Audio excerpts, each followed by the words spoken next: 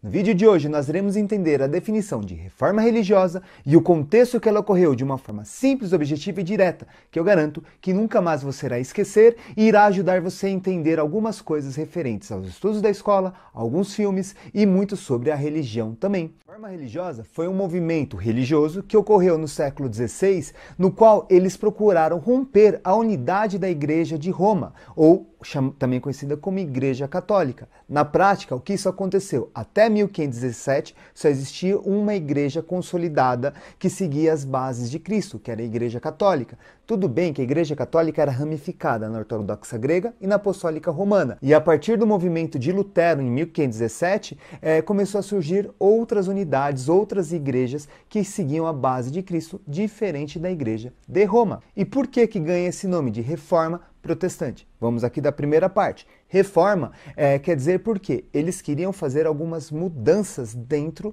de como você seguir os ensinamentos de Cristo. Eles não queriam mudar radicalmente, eles continuaram seguindo a Bíblia, principalmente o Novo Evangelho, o que Cristo falou e tudo mais. Eles só queriam mudar a forma como você fazia isso. Antes era feito de uma forma, as pessoas falaram, eu não concordo com isso, eu quero seguir de outra forma. Por isso que reforma, que são pequenas mudanças dentro da religião. E já o termo protestante tem duas explicações possíveis para isso. Porque Lutero, quando ele começa seu movimento, ele faz 95 teses de protestos contra o abuso do clero e a venda de indulgências e prega no mosteiro de Wittenberg, na Alemanha. Ou também alguns associam esse termo porque, ao Lutero pregar as 95 teses, ele foi chamado a ser julgado pela Igreja Católica. E nesse julgamento que ele foi protegido pelos príncipes, ele fez uma série de protestos contra esses abusos também. Bom, mas enfim, deu para perceber aqui que eles estavam protestando contra uma única forma de seguir a unidade de Cristo. E aqui no Brasil, inclusive, essas reformas protestantes, as igrejas protestantes, também são conhecidas como evangélicos ou crentes. Ou seja, todas aquelas religiões com bases que não seguem a base da Igreja Católica, como a pentecostal, neopentecostal, metodista e entre outras. E agora nós iremos compreender o contexto que isso ocorreu, o que estava acontecendo no mundo desse período. Bom, aqui nós estamos na transição da Idade Média para a Idade Moderna, onde muitas mudanças estão ocorrendo. Nesse período, era comum as pessoas acharem que as ações cotidianas do dia a dia eram uma resposta imediata de Deus, com a satisfação ou insatisfação das pessoas. Era muito comum, por exemplo, se uma pessoa tivesse doente, se você quisesse curar, você tinha que rezar. Você não podia fazer remédios nem nada, porque você estaria intervindo na vontade divina. E o que isso tem a ver? O que vai acontecer? Vai ter um fenômeno ali por volta dos séculos 13, 14 e 15, que é a peste negra, onde matou mais de 1/3 da população europeia.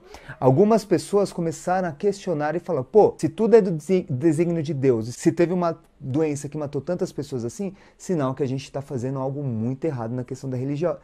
Então, dentro assim da unidade cristã, começou a ter muitos questionamentos. Isso daí, a peste negra, foi uma resposta da ira de Deus. Então, a gente está fazendo algo de errado e nós temos que mudar. Também, aqui está ocorrendo o movimento de renascimento cultural, que é uma visão totalmente diferente que as pessoas tinham da Idade Média. Eles estavam querendo romper com esse pensamento de que só a fé determinava. E eles queriam agregar junto a razão, fazendo uma conciliação da fé e da razão, deixando um pouco lado esse místico, deixando um pouco de lado essa visão mística e inserindo a razão. E é importante ressaltar que nesse mesmo período, Gutenberg já tinha inventado a imprensa móvel para copiar livros. E o primeiro livro que Gutenberg fez isso, a inspiração toda, foi justamente a Bíblia. Então, antes, a Bíblia ou qualquer tipo de livro era algo raro de se conseguir, porque era feito à mão e tudo mais. Eram mais membros da igreja que tinham acesso a isso. E com a invenção de Gutenberg, que é ali na Alemanha, perto de Lutero, ganhou a referência, isso daí ficou de uma forma muito mais prática, rápida e dinâmica, sendo acesso a mais pessoas. Então, não é só um grupo seleto que terá acesso à Bíblia. E não podemos deixar de citar também a formação dos estados modernos, no qual o poder político, durante a Idade Média, foi muito descentralizado na maior parte do seu tempo, principalmente na Baixa Idade Média, os feudos e tudo mais. E o que está acontecendo aqui? Os reis eles estão recentralizando seu poder. No entanto, aqui vai ter algo que incomoda alguns reinos, alguns príncipes, que é o poder político que a Igreja Católica tem.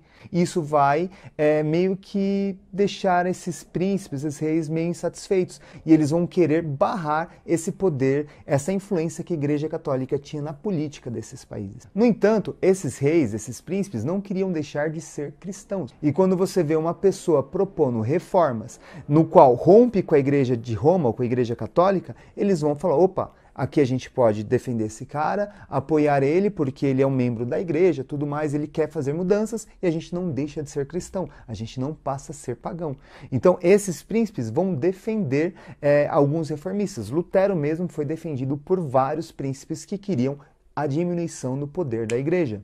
E lógico, não podemos deixar de citar o abuso que alguns membros da igreja estavam fazendo com o poder religioso, que também era político nesse período, no qual eles estavam vendendo indulgências e relíquias sagradas. Tema esse, inclusive, que mais indignou Lutero. Mas a grande questão é, quem foi Lutero? O que é indulgências? Isso daí nós veremos em outro vídeo, em outros vídeos, na verdade. Então fica assim. E para fechar aqui, eu queria fazer a sessão agradecimentos, que em especial vai a Lilian, como sempre, na ajuda e estrutura que ela dá no canal. Posso dizer que cada vídeo que eu faço, ela faz uma reforma aqui, ajudando a melhorar a estrutura.